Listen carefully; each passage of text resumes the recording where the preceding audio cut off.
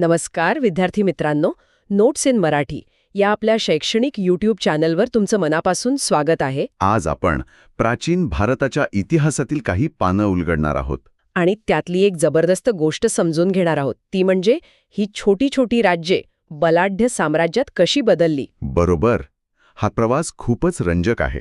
कल्पना करा की आपण इतिहास नावाच्या एका टाईम मशीनमध्ये बसलो आहोत आणि आपलं डेस्टिनेशन आहे इसवी सन पूर्व 4थं शतक. आणि आपण पोहोचलो आहोत थेट पाटलीपुत्र शहरात, म्हणजे आजचं पटना. हो, आपल्या या चर्चेतून आपण हेच समजून घेण्याचा प्रयत्न करू की ही साम्राज्य का आणि कशी तयार झाली. आणि त्या काळात सामान्य लोकांचं जीवन कसं होतं. चला तर मग सुरू करूया. नक्कीच. तर आपण पाटलीपुत्र शहराच्या वेशीवर उतरलो आहोत आणि समोर जे दिसतंय ते खरंच अवाक करणारं आहे. काय दिसतंय?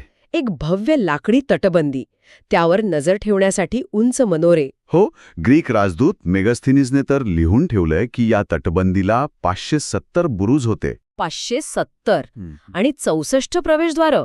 कल्पना करा, त्या काळात हे शहर किती भव्य असेल. It was a super power capital of its day. शहराभोवती एक मोठा खंदक आहे आणि त्यावर उचलण्याजोगा पूल आहे. म्हणजे सुरक्षेची पुरेपूर काळजी घेतलेली दिसतीये. अगदी. आणि आतल्या बाजारपेठेत तर चीनमधून आलेला मुलायम रेशीम, दक्षिणेकडील मसाल्यांचा सुगंध आणि मौल्यवान रत्नांची चमक. हो, यावरून त्या शहराच्या संपन्नतेचा लगेच अंदाज येतो.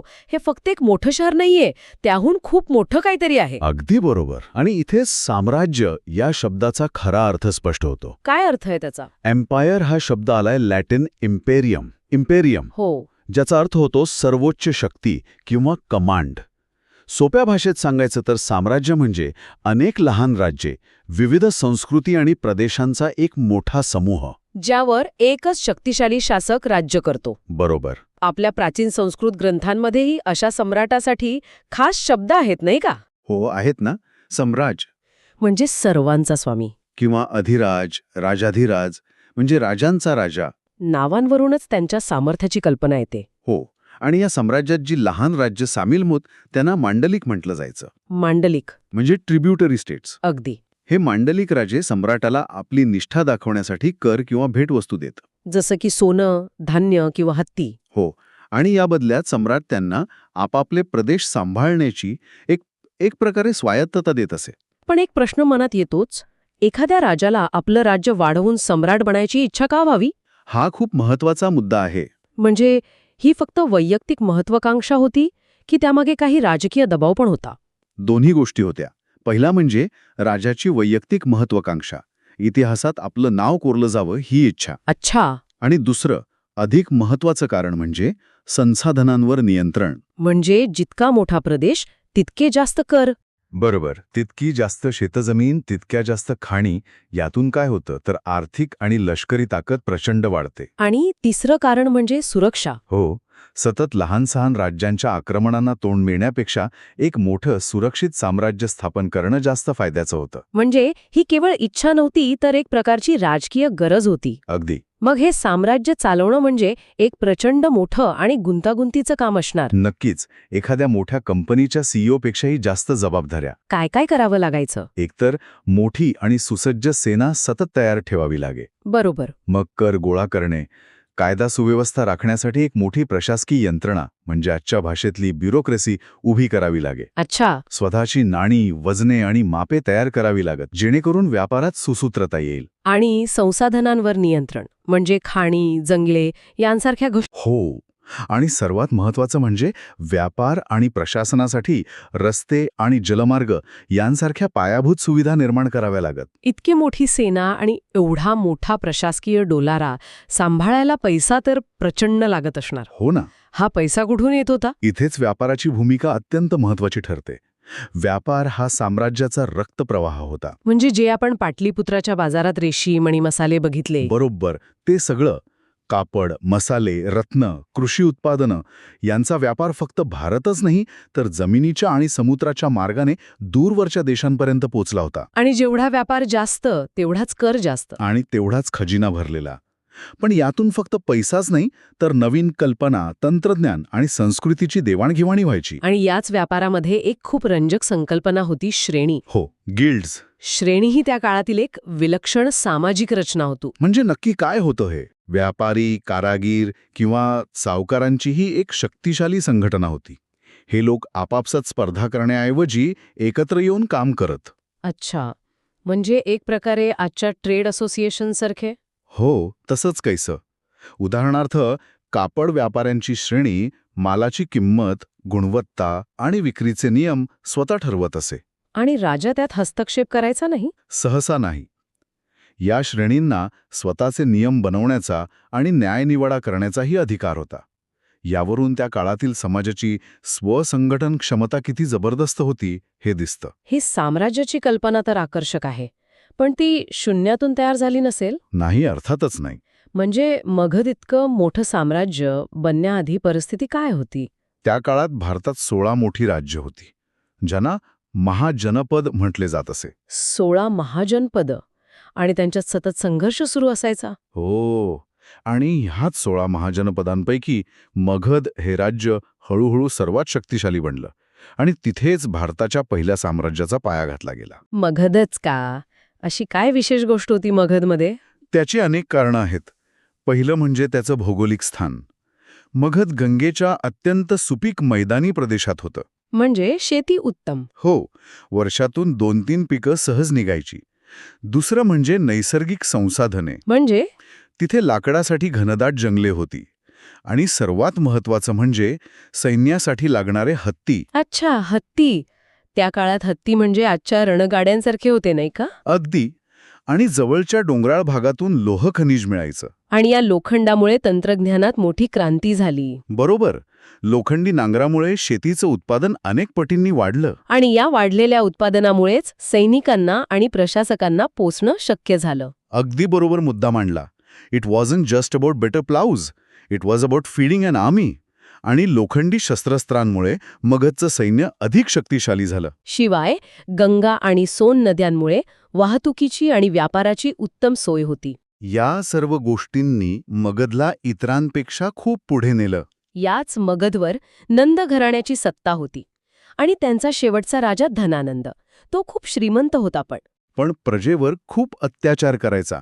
त्यामुळे तो लोकांमध्ये खूप अलोकप्रिय झाला होता. आणि याच परिस्थितीमुळे पुढे मौर्य साम्राज्याच्या उदयाची पार्श्वभूमी तयार झाली. अगदी. ज्यावेळी पूर्वेला मगधमध्ये हे सर्व घडत होतं, तेव्हा भारताच्या वायव्य सीमेवर एक खूप मोठी घटना घडत होती. हो, एक ऐतिहासिक घटना. इथेच खरी रंजकता आहे. मॅसेडोनियाचा तरुण आणि शक्तिशाली राजा अलेक्झांडर भारतात आला. अलेक्झांडरने बलाढ्य पर्शियन साम्राज्य जिंकून भारताकडे कूच केली होती. आणि त्याचा सामना झाला राजा पोरसशी. हो, सिंधू नदीच्या पलीकडे. युद्धात पोरसचा पराभव झाला, पण त्याच्या शौर्याने अलेक्झांडर खूप प्रभावित झाला. ती प्रसिद्ध गोष्ट आहे ना? हो, युद्धानंतर जेव्हा अलेक्झांडरने पोरसला विचारलं, तुला कशी वागणूक द्यावी, तेव्हा पोरसने मोठ्या अभिमानाने उत्तर दिलं, एका राजासारखी. बरोबर.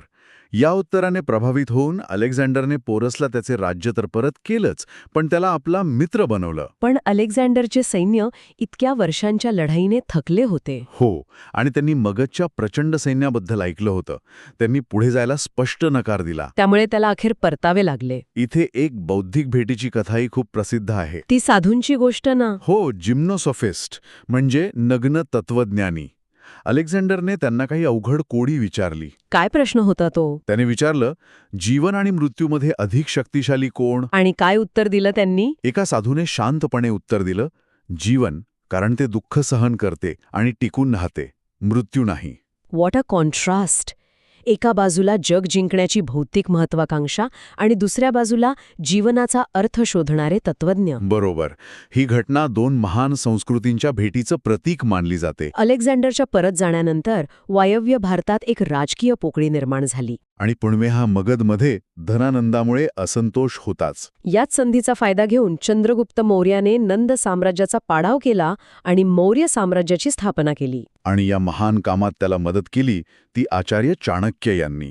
ज्यांना आपण कौटिल्य किंवा विष्णुगुप्त म्हणूनही ओळखतो. चंद्रगुप्ताने केवळ मगधच जिंकलं नाही तर वायव्येतील ग्रीक सत्रापांचाही पराभव केला. आणि आपलं साम्राज्य अफगाणिस्तानापासून ते थेट दख्खनच्या पठारापर्यंत पसरवलं. भारताच्या इतिहासातील हे पहिलं विशाल एकसंध साम्राज्य होतं. पण या विशाल साम्राज्याचा खरा आधार होता कौटिल्याचे अर्थशास्त्र. हो, आणि अनेकांना वाटतं की हा फक्त अर्थशास्त्रावरचा ग्रंथ असेल, पण तसं नाहीये. नाही, हा राज्यशास्त्र, प्रशासन, कायदा या सगळ्यावरचा एक महान ग्रंथ आहे. बरोबर. कौटिल्याने यात राज्याच्या सप्तांग सिद्धांताची मांडणी केली. सप्तांग म्हणजे 7 अंग. हो, राज्याचे 7 महत्वाचे घटक, ज्यांच्याशिवाय राज्य चालूच शकत नाही. कोणते आहेत ते 7 घटक? पहिलं, स्वामी म्हणजे राजा. दुसरं, अमात्य म्हणजे मंत्री आणि अधिकारी. तिसरं, जनपद म्हणजे प्रदेश आणि लोक. बरोबर. मग दुर्ग म्हणजे किल्ले, कोश म्हणजे खजिना, दंड म्हणजे सेना आणि कायदा. आणि 7वं, मित्र म्हणजे सहयोगी राज्ये. आजही कोणत्याही देशाला चालवण्यासाठी या सर्व गोष्टींची गरज असतेच. अगदी. आणि कौटिल्याचं तत्वज्ञान अगदी स्पष्ट होते. काय म्हणतात ते? प्रजेच्या सुखातच राजाचं सुख आहे. त्यांच्या मते राजा कितीही शक्तिशाली असला तरी त्याने नेहमी प्रजेच्या हितालाच पहिलं स्थान दिलं पाहिजे. याच महान घराण्यात चंद्रगुप्ताचा नातू सम्राट अशोक होऊन गेला. सुरुवातीला अशोक आपल्या आजोबांसारखाच खूप महत्वाकांक्षी होता. चंड अशोक म्हणजे क्रूर अशोक म्हणून ओळखला जायचा. हो, त्याने कलिंग म्हणजे आजच्या ओडिशा राज्यावर आक्रमण केले. आणि त्या युद्धात प्रचंड रक्तपात झाला. लाखो लोक मारले गेले. हा विनाश पाहून अशोकाचे मन पूर्णपणे बदलले. आणि त्याने हिंसाचाराचा त्याग करून बौद्ध धर्माचा स्वीकार केला. हो, आणि शांततेचा म्हणजेच धम्माचा मार्ग निवडला. हा इतिहासातील एक दुर्मिळ क्षण आहे. आणि त्यानंतर अशोकाने आपल्या प्रजेपर्यंत संदेश पोहोचवण्यासाठी एक खूप अनोखा मार्ग निवडला, नाही का? हो, त्याने संपूर्ण साम्राज्यात मोठमोठ्या खडकांवर आणि स्तंभांवर आपले संदेश कोरले.